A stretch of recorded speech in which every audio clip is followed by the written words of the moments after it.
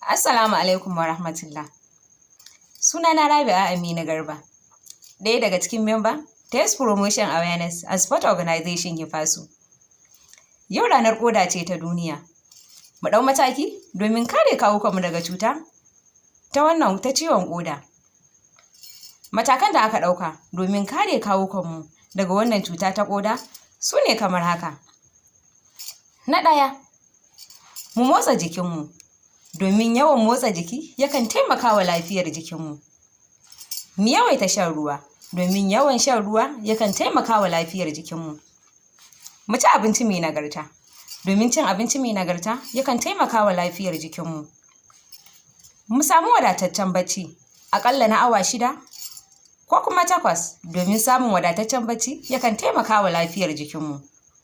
Mu ɗau mataki idan har muna ɗauke da cutar hawan jini. Kar mu sha magani sai wanda likita ya ɗora mu a kai, domin ƙin bin dokar likita takan haifar mana ga matsala ga lafiyar jikinmu.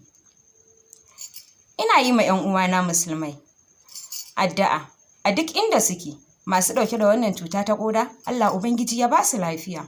Mu kuma da ba mu da ita, Ubangiji Allah ya tsare mu ya kuma kare mu.